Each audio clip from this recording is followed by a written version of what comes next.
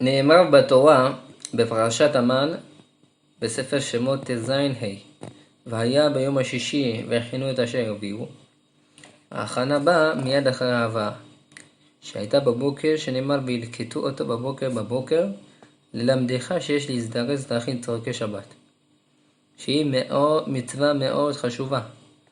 וכן אמרו רבותינו זכרונם לברכה, בגמרא מסכת שבת ק"ז עמוד ב', לעולם ישכים אדם להכנת צורכי שבת, שנאמר והיה ביום השישי והכינו את אשר הביאו. ובמדרש תנחום אמרו אין והיה אלא מיד. וכן הוא אומר והיה כי קם מפי אשתי.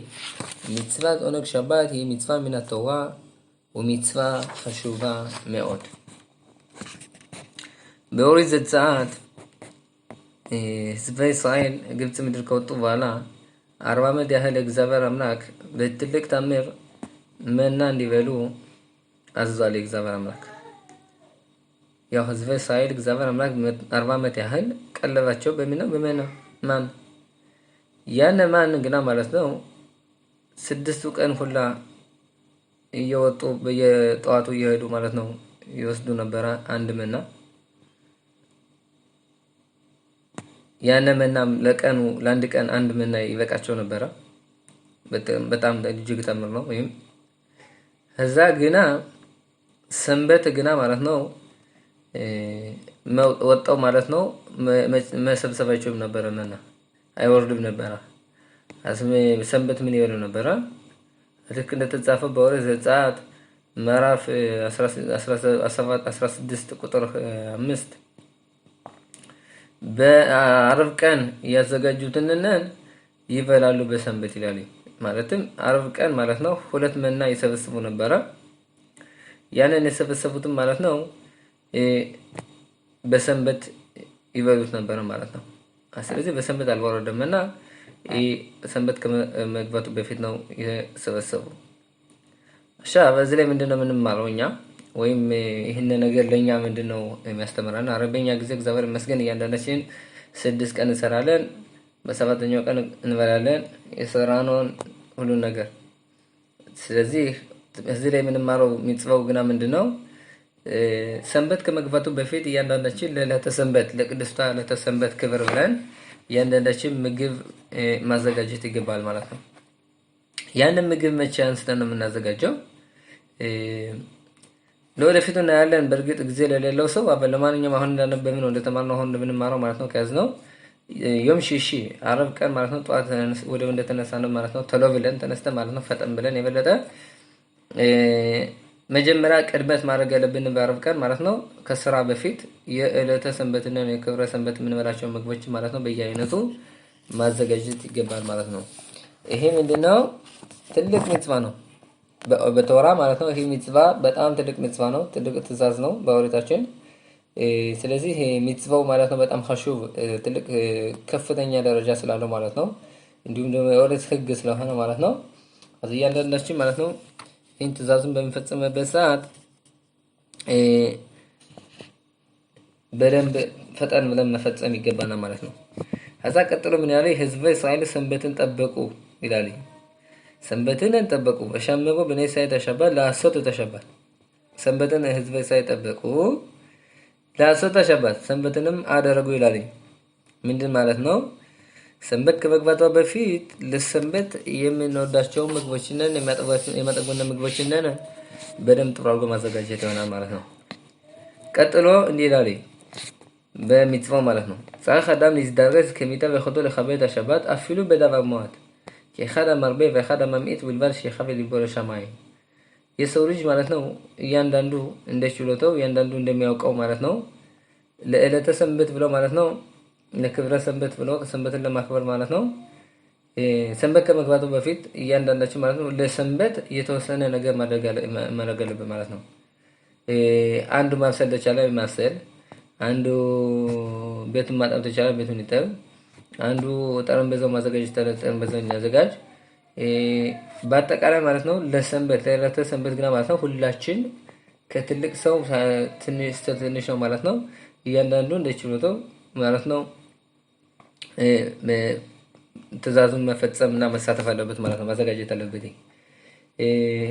እዚህ ላይ አንድ ሰው ብዙ ሊያረግ ሊሆን ይችላል፣ ወይም እናቶች ብዙ ሊያፈስ ሊሆን ይችላል፣ ወንዶች ትንሽ ሊያረጉ ሊሆን ይችላል።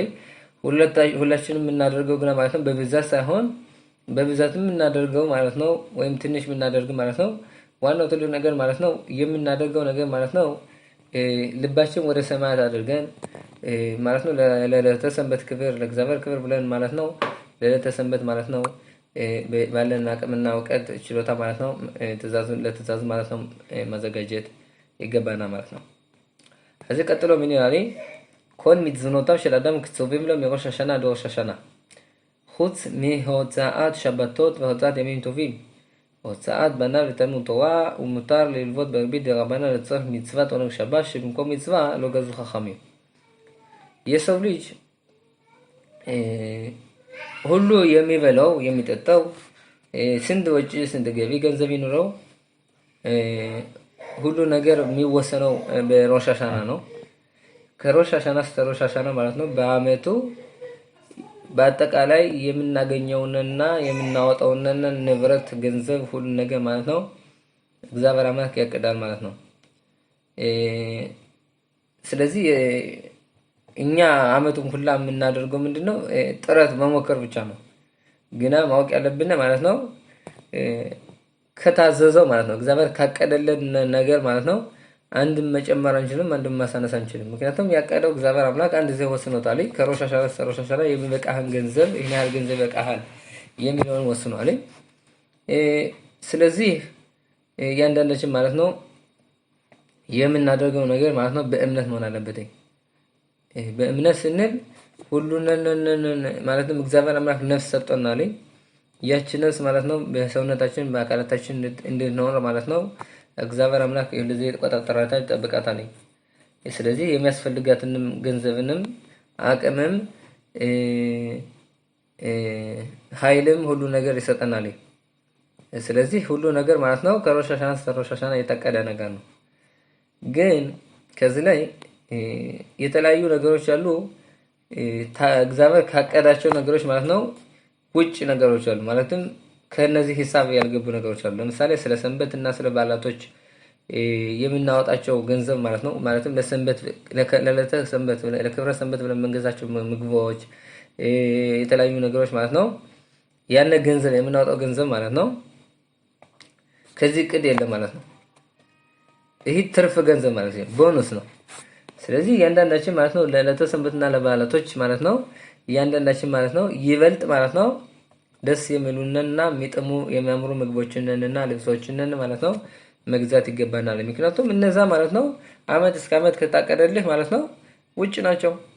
እነዛ ማለት ነው እግዚአብሔር አምላክ ምንድነው የሚልህ በፈለከው ገንዘብ ግዛና እኔ እሰጥሃለሁ ይላል እግዚአብሔር አምላክ።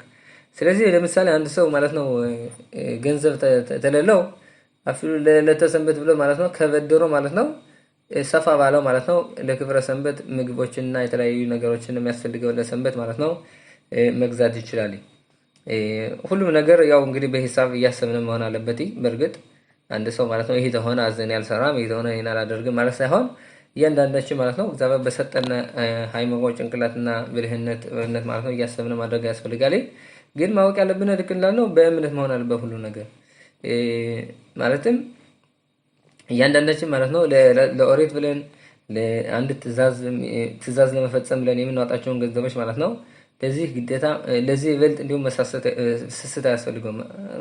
አስስት ምክንያቱም ይሄን ለእግዚአብሔር ብለህ የምታደርገው ነገር ስለሆነ ማለት ነው እግዚአብሔር ምን ይልሃል ለትእዛዝ የምታወጣቸው ገንዘቦች ማለት ነው ትርፍ ክፍያ ነው ይከፍልሃለሁ ይላል እግዚአብሔር አምላክ።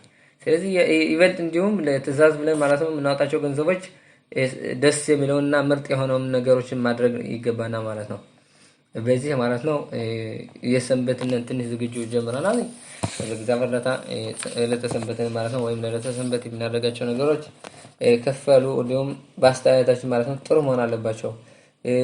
በምግብ እንበል በምግብ ስንገዛ የምግብ እናዘጋጃቸው ለሰንበትና ለስድስት ቀናቶች ባዘፈት ቀን የምንላቸው ምግቦች የተለዩ መሆኑን ሰንበት የምንለብሳቸው ልብሶችና ባዘፈት ቀን የምንለብሳቸው ልብሶች የተለዩ እንደሆነ ሰንበትና በዓላቶች ማለት ነው በጣም ደረጃቸው ከፍ ያለ ስለሆነ እኛ ማለት ነው በአስተያየታችን ብቻ ሳይሆን ልዩ ማድረግ በምግብና በልብሳችንም የምናደርጋቸው ነገሮች ወይም የምንሰጣቸው ክፍሎችም ከፍ ያለ መሆን አለበት ማለት ነው።